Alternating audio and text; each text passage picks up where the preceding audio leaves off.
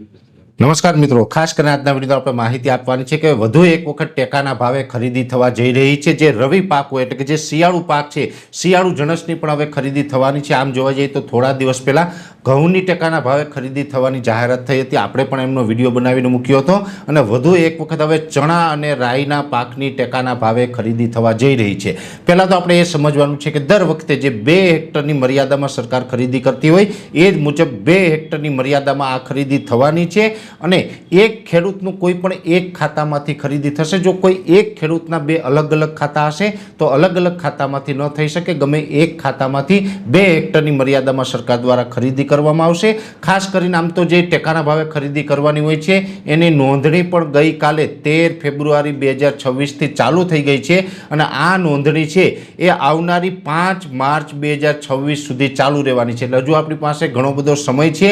આજે જોવા જઈએ તો આ 13 ફેબ્રુઆરીથી ખરીદી ચાલુ થઈ, આજે હજુ 14 ફેબ્રુઆરી 2026 છે અને 5 માર્ચ 2026 સુધી આ નોંધણી ચાલુ રહેવાની છે। જે પણ ખેડૂત ભાઈઓને આ નોંધણી કરાવવાની હોય એ જે ગ્રામ પંચાયતના જે આપણા વીસી હોય એના મારફતે તમે આ નોંધણી કરાવી શકો। જે ખેડૂત ભાઈઓ છે ચણા કે રાઈની ટેકાના ભાવે વેચાણ કરવા માગતા હોય એ ખેડૂત ભાઈઓએ હવે નોંધણી કરાવી દેવી જોઈએ। ઘણો બધો આપણી પાસે સમય છે।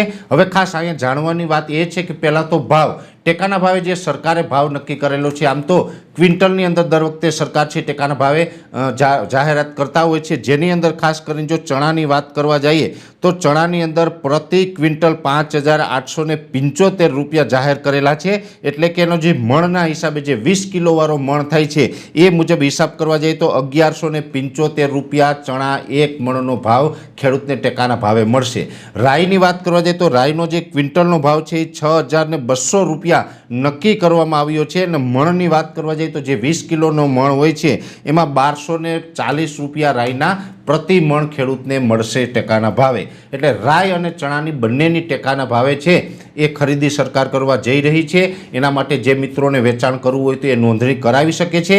બીજી વાત એ છે કે અત્યારે એક ખાતા દીઠ કેટલું જે આપણે ખરીદી કરવામાં આવશે, ચણા એક ખાતામાંથી કેટલા લેવામાં આવશે, રાઈ કેટલી લેવામાં આવશે, એની કોઈ જ હજુ સુધી આપણે જાહેરાત થઈ નથી, પુષ્ટિ થઈ નથી। 5 માર્ચ સુધીમાં તમામ જે રજિસ્ટ્રેશન પૂર્ણ થશે પછી કેટલા ખેડૂતો રજિસ્ટર કરાવે છે એ મુજબ પછી સરકાર જાહેરાત કરશે કે ટોટલ કેટલી ખરીદી કરવાની છે અને એક વ્યક્તિ પાસેથી કેટલા મણની ખરીદી થશે। આ તમામ માહિતી છે આવનારા સમયમાં સરકાર દ્વારા જાહેર કરવામાં આવશે।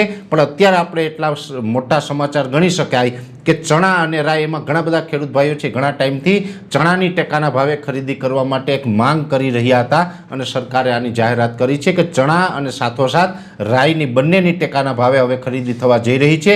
તો દરેક ખેડૂત ભાઈઓને ભલામણ છે કે જે પણ મિત્રો છે ટેકાના ભાવે જે વેચાણ કરવા માગતા હોય એ 5 માર્ચ પહેલાં દરેક ખેડૂત છે ટેકાના ભાવે નોંધણી કરાવી અને પોતાનું જે આ એક ટેકાના ભાવે વેચાણ કરવાનો જે ફાયદો છે એ ફાયદો લેવાનો પ્રયત્ન કરીએ। વિશેષ જે પણ કેટલી ખરીદી કરશે, ક્યારથી ખરીદી ચાલુ થશે, તમામ માહિતી જ્યારે ગવર્મેન્ટ દ્વારા જાહેર કરવામાં આવશે ત્યારે વિશેષ માહિતી આપણા સુધી પહોંચાડવામાં આવશે। અત્યારે આ વિડીયોની અંદર એટલું જ। અંતમાં દરેક મિત્રોને વિનંતી રહેશે કે આ વિડીયોને લાઈક આપીને દરેક ગ્રુપમાં શેર કરવો। જો તમે અમને યુટ્યુબ ઉપર જોઈ રહ્યા હોય તો ચેનલને સબસ્ક્રાઈબ કરજો અને ફેસબુક ઉપર જોઈ રહ્યા હોય તો પેજને ફોલો કરજો।